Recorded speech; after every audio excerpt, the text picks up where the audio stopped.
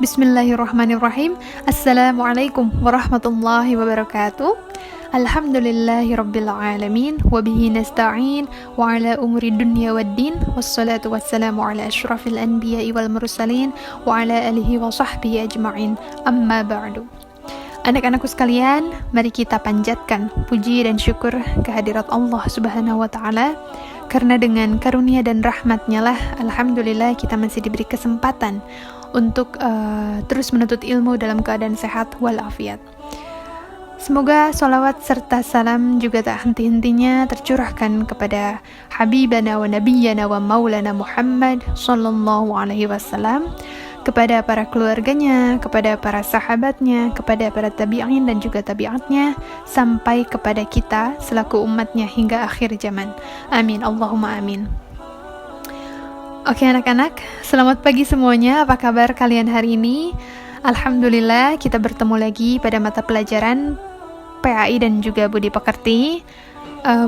Seperti yang sudah Ibu janjikan, hari ini kita akan membahas bab selanjutnya, yakni bab tentang mengimani Allah Subhanahu wa Ta'ala melalui Asmaul Husnanya.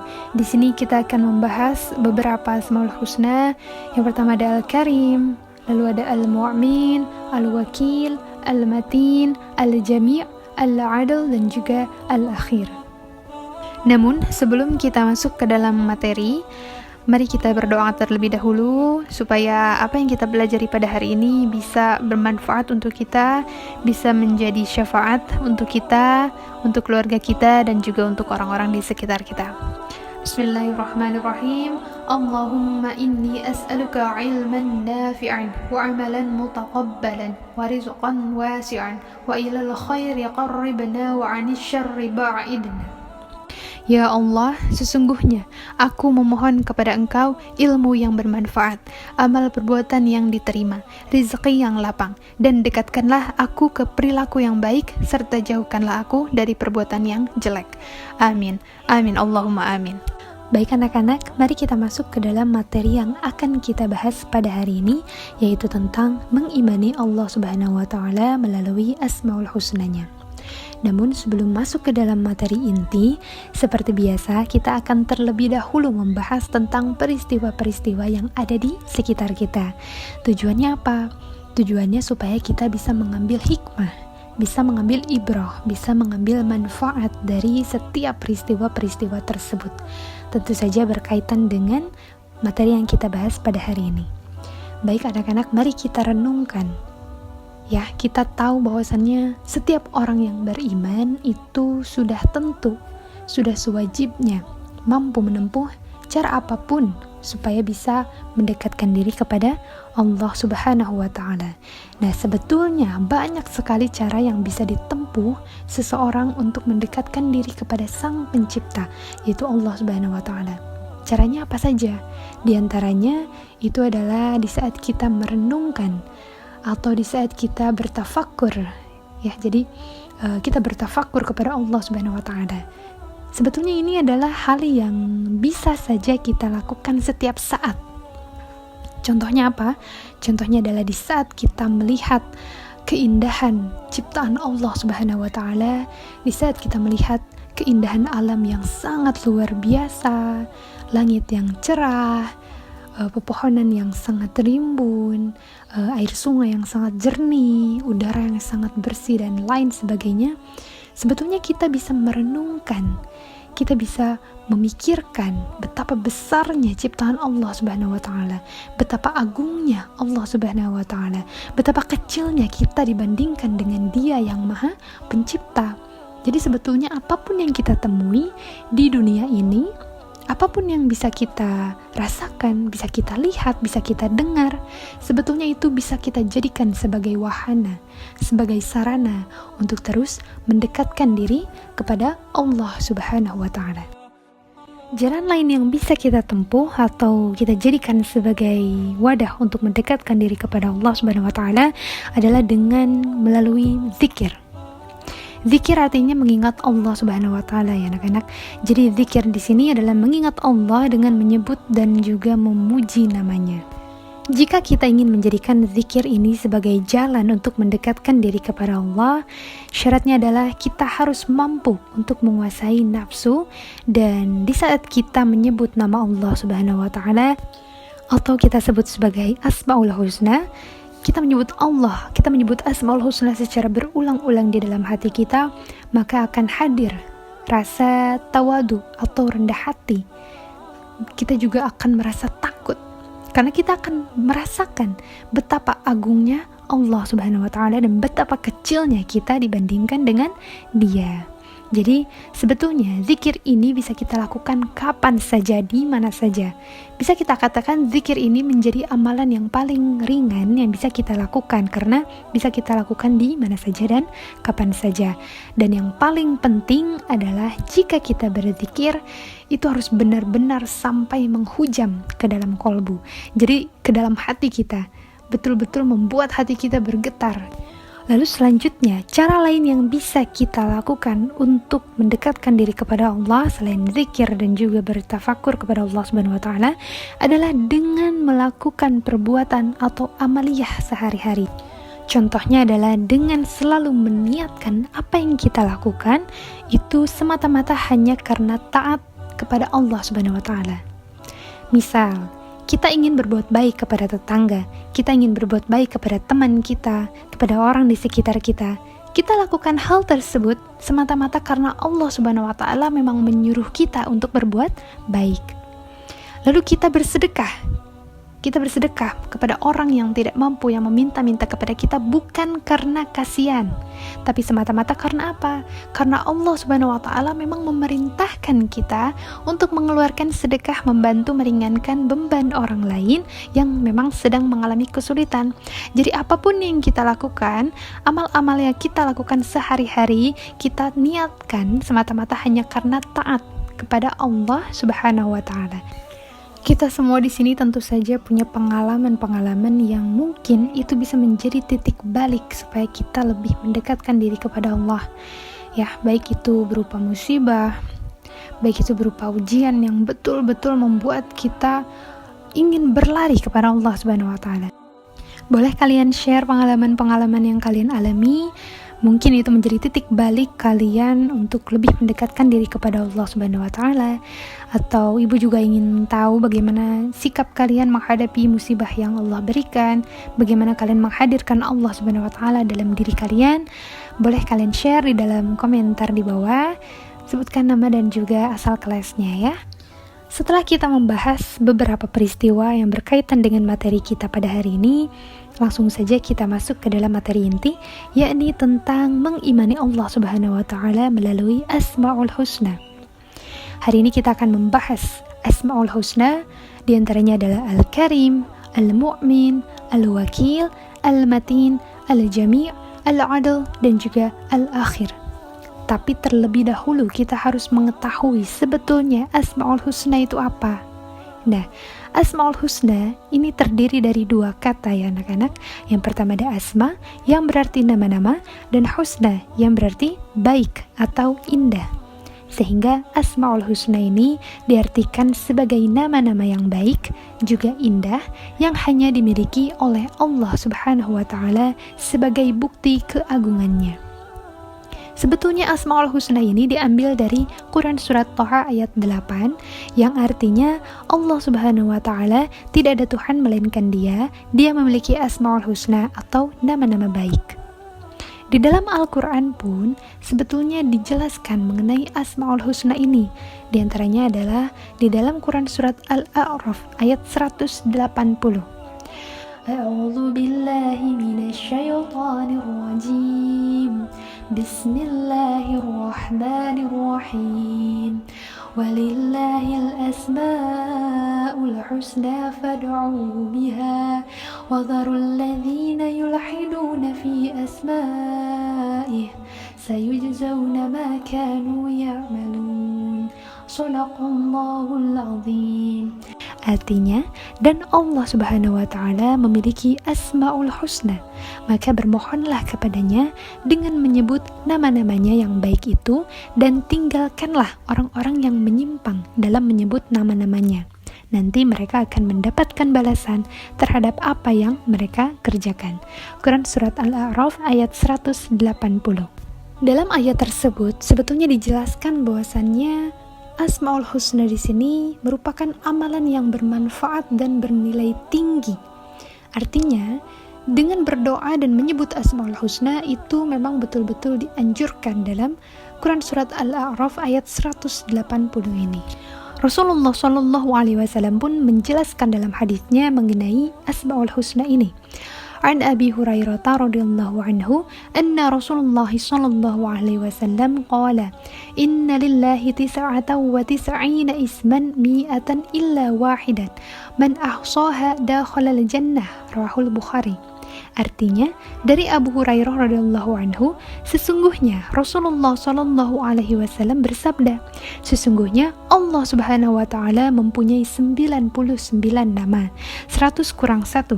Barang siapa yang menghafalkannya, maka ia akan masuk surga. Hadis riwayat Bukhari. Dalam hadis ini anak-anak dijelaskan bahwasannya menghafalkan Asmaul Husna itu akan menghantarkan orang tersebut ke dalam surganya Allah Subhanahu wa taala. Namun, apakah hanya dengan menghafalkannya saja itu akan langsung masuk ke dalam surga? Tidak seperti itu ya anak-anak. Jadi menghafalkan Asmaul Husna di sini juga memang harus diiringi dengan menjaganya. Artinya menjaga hafalannya dan juga terus-menerus menzikirkannya. Kita juga harus tetap menjaganya dengan menghindari perilaku-perilaku yang memang bertentangan dengan sifat-sifat Allah Subhanahu wa taala di dalam Asmaul Husna tersebut. Dari ketujuh Asmaul Husna yang akan kita bahas pada hari ini, mari kita pelajari, kita fahami satu persatu Asmaul Husna tersebut. Yang pertama kita mulai dari Al-Karim. Secara bahasa, Al-Karim ini memiliki arti yang maha mulia, yang maha dermawan, atau yang maha pemurah. Artinya Al-Karim di sini memiliki arti bahwasannya Allah Subhanahu wa taala ini yang maha mulia, lagi maha pemurah, memberikan anugerah, memberikan rizkinya kepada seluruh makhluknya.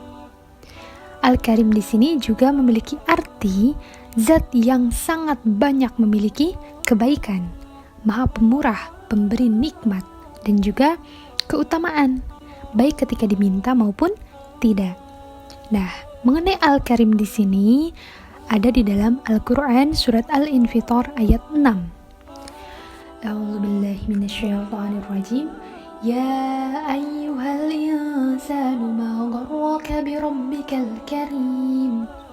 Artinya, hai manusia, apakah yang telah memperdayakanmu terhadap Tuhan yang maha pemurah? Jadi Al-Karim di sini dimaknai sebagai maha pemberi.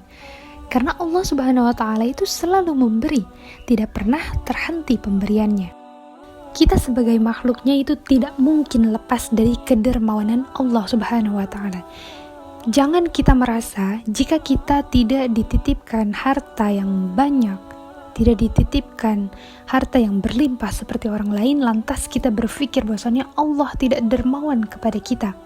Nah, kita harus sadar anak-anak bahwasannya kedermawanan yang Allah berikan kepada kita itu tidak hanya sebatas pada harta saja, tapi meliputi segala hal. Jadi jangan sampai kita termasuk orang yang tidak bersyukur. Mau kita merupakan golongan orang yang Allah titipkan rizki yang banyak, kekayaan yang banyak, maupun termasuk golongan orang yang miskin, kita tetap harus bersyukur kepada Allah karena kita tetap mendapatkan begitu besar kedermawanan Allah Subhanahu wa taala.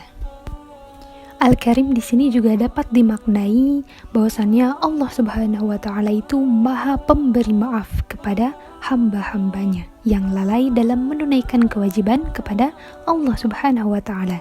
Kemudian hamba itu mau bertaubat kepada Allah Subhanahu wa taala. Jika kita pikir-pikir lagi anak-anak, kita renungkan betapa besar sekali dosa yang kita lakukan, betapa banyak dosa yang kita lakukan, baik dosa kecil maupun dosa besar. Namun sebesar apapun dosa kita sebagai hambanya, Allah selalu memaafkan, Allah selalu mengampuni dosa-dosa tersebut selama kita tidak meragukan kasih sayang dan kemurahan Allah Subhanahu wa taala. Adapun contoh perilaku yang mencerminkan sikap mengimani sifat-sifat Allah Subhanahu wa taala yakni Al-Karim ini, diantaranya adalah di saat kita menyisihkan uang jajan kita untuk diberikan kepada orang yang lebih membutuhkan, atau kita menyisihkan uang jajan kita dan memasukkan ke dalam kotak amal yang ada di masjid dan lain sebagainya. Lalu di saat kita membantu teman yang sedang dalam kesulitan atau membutuhkan bantuan kita. Dan juga contoh lainnya adalah di saat kita menjamu tamu yang datang ke rumah kita sesuai dengan kemampuan kita. Kita berikan yang terbaik, kita hidangkan yang terbaik karena itu merupakan tamu kita. Yang kedua adalah al-mu'min. Secara bahasa, al-mu'min ini berasal dari kata amina yang berarti pembenaran, ketenangan hati, dan aman. Artinya, Allah Subhanahu wa taala ini merupakan maha pemberi rasa aman kepada semua makhluknya, terutama kita sebagai manusia. Kita semua tahu ya bahwasannya dalam kehidupan kita itu dipenuhi dengan berbagai problem, dengan berbagai tantangan, berbagai cobaan. Jika saja Allah Subhanahu wa taala tidak memberikan rasa aman di dalam hati kita, kita pasti akan selalu merasa gelisah, selalu merasa takut, selalu merasa cemas. Mengenai al-mu'min ini, Allah Subhanahu wa taala pun jelaskan dalam Quran surat Al-An'am ayat 82. A'udzu billahi minasyaitonir rajim. Alladzina amanu wa lam yalbisu imanahum bidzulmin ulaika lahumul amnu wa hum muhtadun. Artinya, orang-orang yang beriman dan tidak mencampur adukan iman mereka dengan syirik, mereka itulah orang-orang yang mendapat rasa aman dan mereka mendapat petunjuk. Quran Surat Al-An'am ayat 82. Jika kita berdoa kepada Allah Subhanahu wa taala dengan namanya Al-Mu'min, berarti kita memohon. Kita memohon untuk diberikan keamanan, dihindarkan dari fitnah, dihindarkan dari bencana dan juga siksa. Karena Allah Subhanahu wa taala lah yang memberikan keamanan kepada kita. Jadi, dalam nama Al-Mu'min ini sebetulnya terdapat kekuatan yang sangat luar biasa, sangat dahsyat. Di dalamnya terdapat pertolongan, terdapat perlindungan, terdapat jaminan, terdapat bala bantuan yang Allah berikan. Nah, dalam Al-Mu'min ini anak-anak tidak hanya terdapat pengertian bahwasannya Allah Subhanahu wa taala itu maha pemberi rasa aman. Tapi di samping itu juga ada pengertian bahwa kita sebagai seorang hamba yang beriman juga memang dituntut untuk menjadi bagian dari pertumbuhan dan perkembangan rasa aman terhadap siapa? Terhadap orang-orang di sekitar kita. Artinya, jika kita ingin mengamalkan, ingin meneladani Asmaul Husna Al-Mu'min ini, kita harus menjadi orang yang aman bagi orang-orang di sekitar kita, aman dari gangguan lidah kita, aman dari gangguan tangan kita, perbuatan kita, dan lain sebagainya. Nah, dalam hal ini Rasulullah SAW pun bersabda dalam hadisnya yang artinya, demi Allah tidak beriman, demi Allah tidak beriman, demi Allah tidak beriman. Lantas para sahabat bertanya, siapa ya Rasulullah? Lalu Rasulullah menjawab, orang yang tetangganya merasa tidak aman dari gangguannya. Nauzubillahi min dzalik. Dan contoh perilaku yang mencerminkan sikap keimanan kepada Asmaul Husna yakni Al-Mu'min ini adalah di saat kita menolong teman atau orang lain yang ada di sekitar kita saat mereka berada dalam bahaya atau berada dalam suatu ketakutan mereka sendiri. Lalu yang kedua adalah di saat kita misal menemukan paku di jalan, lalu kita menyisihkan paku tersebut supaya tidak dilalui oleh orang lain. Lalu juga di saat kita membantu orang tua kita, membantu anak-anak, membantu orang yang sudah tua untuk menyeberangi jalan raya. Jadi itu merupakan contoh yang mencerminkan bahwasannya kita ini mengimani Asmaul Husna Al-Mu'min. Oke, kita lanjut pada Asmaul Husna yang ketiga, yakni Al-Wakil.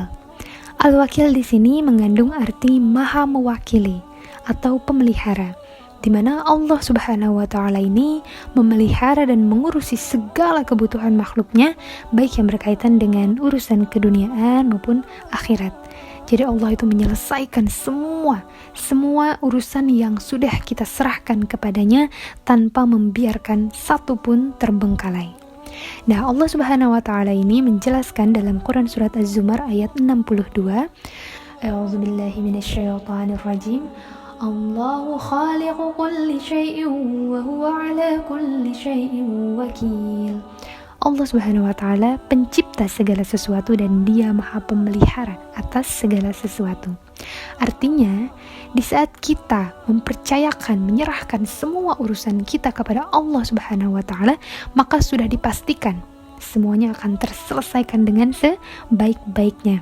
Ingat, sebaik-baiknya di sisi Allah Subhanahu wa taala. Ini dinamakan sebagai tawakal ya. Jadi kita menyerahkan semua urusan kita hanya kepada Allah Subhanahu wa taala. Tawakal di sini anak-anak harus kalian ingat bahwasannya tawakal itu bukan berarti kita mengabaikan sebab-sebab dari suatu kejadian. Bukan berarti kita hanya berdiam diri saja, bukan berarti kita tidak peduli terhadap apa yang akan menjadi akibat dari perbuatan kita. Nah, di sini Rasulullah SAW itu bersabda, ikatlah untamu dan bertawakallah kepada Allah Subhanahu wa taala. Artinya apa? Sebelum bertawakal, kita harus berikhtiar. Jadi stepnya itu adalah berikhtiar sambil diiringi dengan doa, baru kita bertawakal. Jadi hamba al-wakil itu adalah hamba yang selalu bertawakal kepada Allah Subhanahu wa taala. Adapun perilaku yang mencerminkan hamba al-wakil ini adalah contohnya di saat kita menjadi pribadi yang mandiri. Kita melakukan pekerjaan kita tanpa harus merepotkan orang lain, tanpa kita harus bergantung kepada orang lain. Jadi kita hanya betul-betul bertawakal kepada Allah Subhanahu wa taala diiringi oleh ikhtiar kita sebagai seorang hamba. Lalu contoh lainnya adalah di saat kita bekerja maupun belajar dengan sungguh-sungguh, karena Allah Subhanahu wa taala itu tidak akan mengubah nasib seseorang apabila orang tersebut tidak mau berusaha. Asmaul Husna yang keempat yang kita bahas pada hari ini adalah Al-Matin, artinya maha kukuh. Allah Subhanahu wa taala adalah maha sempurna dalam kekuatan dan juga kekukuhannya. Allah itu maha kukuh dalam kekuatan-kekuatannya, seperti itu ya anak-anak. Jadi Al-Matin di sini adalah kehebatan perbuatan yang sangat kokoh dari kekuatan yang tidak ada taranya. Jadi di saat Allah Subhanahu wa taala yang memiliki rahmat dan azab itu akan terbukti ketika Allah Subhanahu wa taala ingin memberikan rahmat kepada hambanya, tidak ada satupun yang dapat menghalangi rahmat itu untuk sampai kepadanya. Dan juga di saat Allah Subhanahu wa taala ingin memberikan balasan berupa azab misalnya, maka tidak ada satupun daya kekuatan yang dapat mencegah azab tersebut. Itulah dimana adanya kekukuhan dalam kekuatan-kekuatan Allah Subhanahu wa ta'ala. Orang yang menemukan kekuatan dan kekukuhan Allah Subhanahu wa ta'ala, ia akan menjadi seseorang yang bertawakal. Ia akan memiliki kepercayaan dalam jiwanya.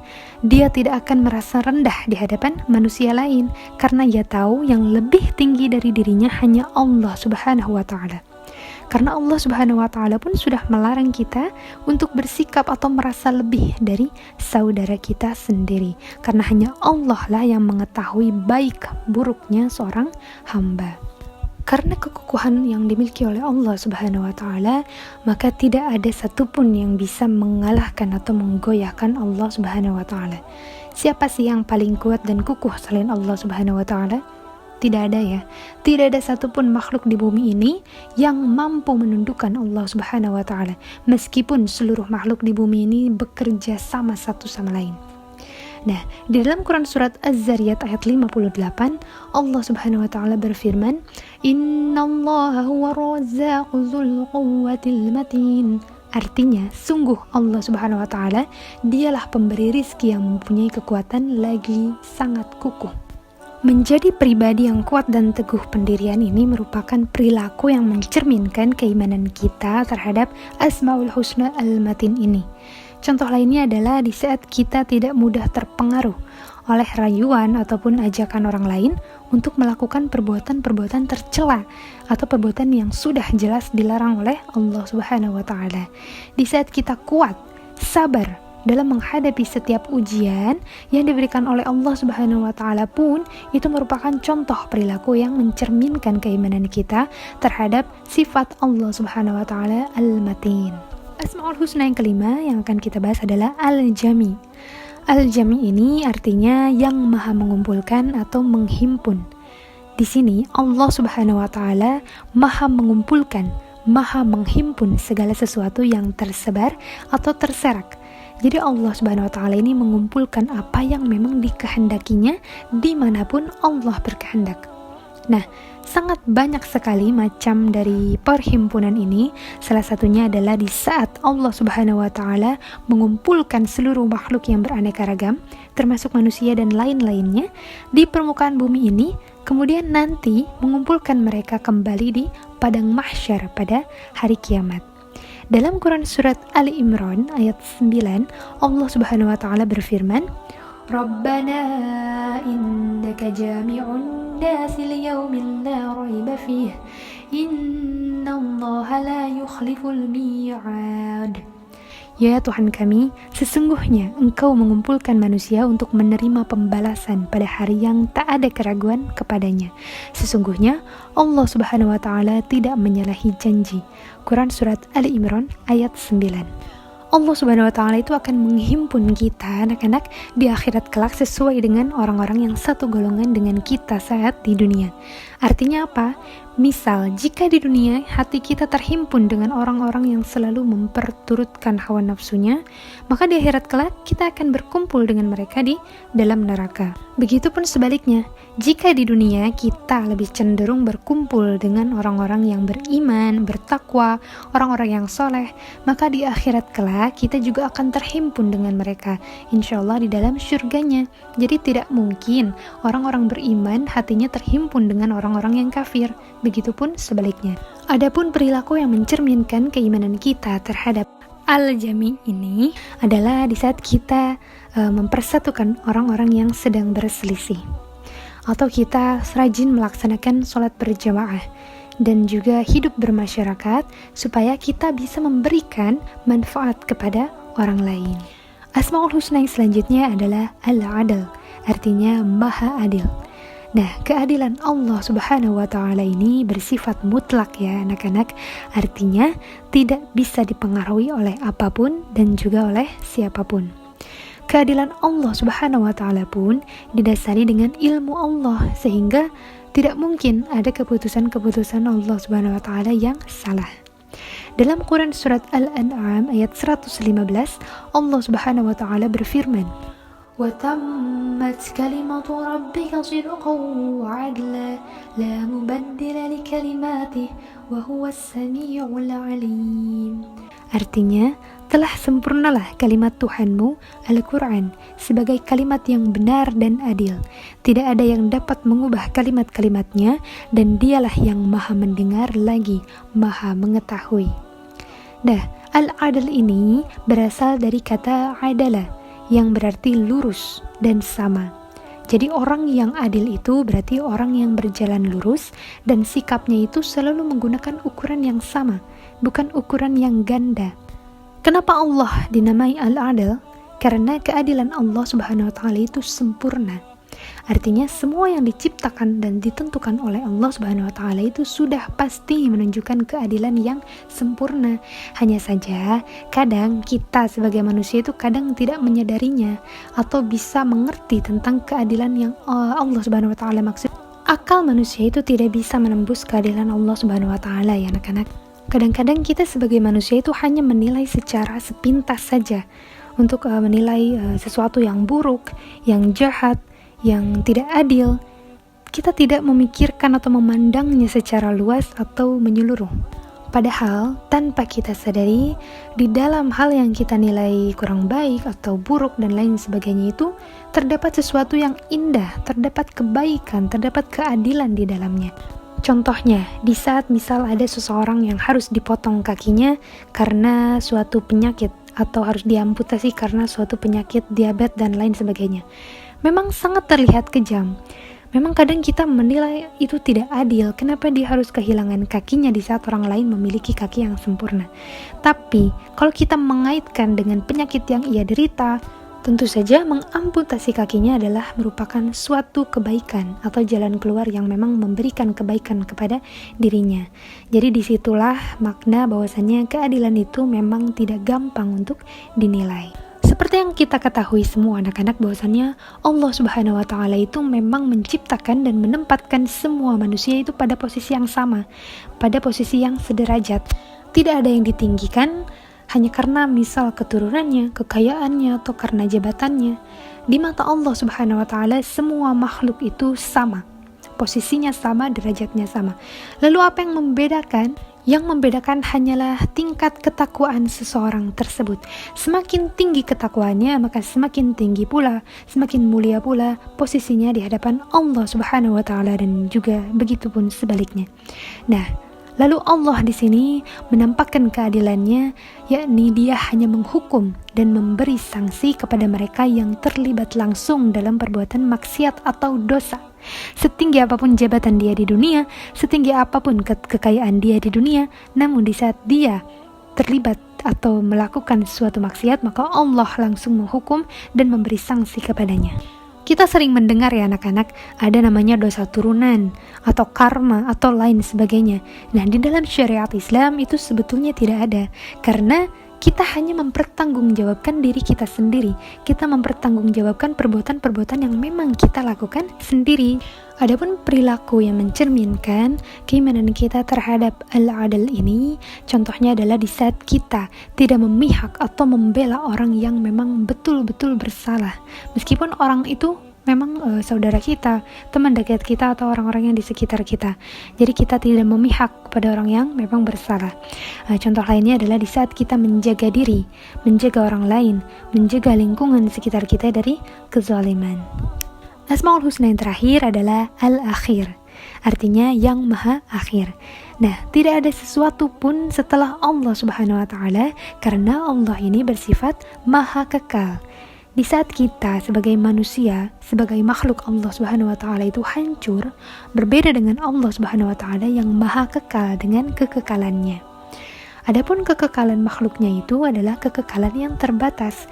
Contohnya adalah kekekalan surga, kekekalan neraka, dan apapun yang ada di dalamnya. Karena surga pun tetap merupakan makhluk Allah Subhanahu wa Ta'ala dan diciptakan sesuai dengan ketentuan, dengan kehendak dan juga perintahnya. Di dalam Quran surat Al-Hadid ayat 3, Allah Subhanahu wa Ta'ala berfirman, Huwal awwal wal akhir wal zahir wal batin wa huwa bikulli syai'in alim. Artinya, Dialah yang maha awal dan akhir, yang zahir dan yang batin, dan Dia maha mengetahui segala sesuatu. Nah, anak-anak, sebagai orang yang beriman, kita tentu saja memang sudah seharusnya untuk menjadikan Allah Subhanahu wa Ta'ala ini sebagai satu-satunya tujuan hidup kita. Kita juga memang sudah seharusnya hanya meminta kepada Allah Subhanahu wa Ta'ala. Intinya, mari kita jadikan akhir kesudahan kita itu hanya kepada Allah Subhanahu wa Ta'ala. Karena sungguh akhir kesudahan itu hanya kepada Allah Subhanahu wa Ta'ala saja. Seluruh sebab, seluruh tujuan jalan itu benar-benar akan berujung hanya kepada Allah Subhanahu wa Ta'ala semata.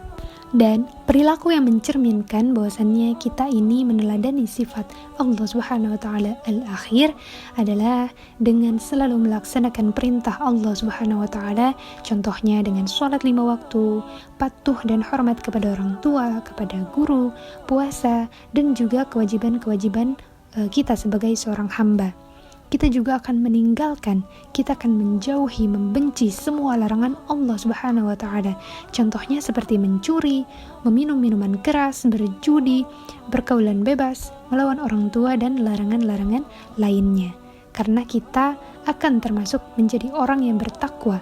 Kita sadar bahwasannya apapun yang kita lakukan di dunia ini, akhirnya itu akan kembali kepada Allah Subhanahu wa Ta'ala. Tidak ada yang lain. Tidak mungkin ada yang lain. Baik anak-anak, alhamdulillahirrabbilalamin, materi yang kita bahas pada hari ini sudah selesai. Ibu harap apa yang kita pelajari pada hari ini bisa bermanfaat untuk kita semua. Kita bisa mengambil ibroh dari setiap peristiwa yang kita bahas pada hari ini. Dan semoga apa yang kita pelajari juga tidak hanya masuk ke telinga kanan dan keluar ke telinga kiri ya. Nah, kita tutup saja pertemuan kita pada hari ini dengan bersama-sama kita membaca doa akhir majelis. Subhanakallahumma wa bihamdika asyhadu an la ilaha illa anta astaghfiruka wa atubu ilaik. Baik anak-anak, Ibu harap kita bisa bertemu lagi pada pertemuan selanjutnya. Kita tutup saja pertemuan pada hari ini. Ibu mohon maaf jika ada salah kata maupun perbuatan. Jika ada yang ingin kalian tanyakan, silahkan kalian boleh tulis di kolom komentar. Insyaallah ibu akan jawab. Wabillahi taufiq wal hidayah. Wassalamualaikum warahmatullahi wabarakatuh.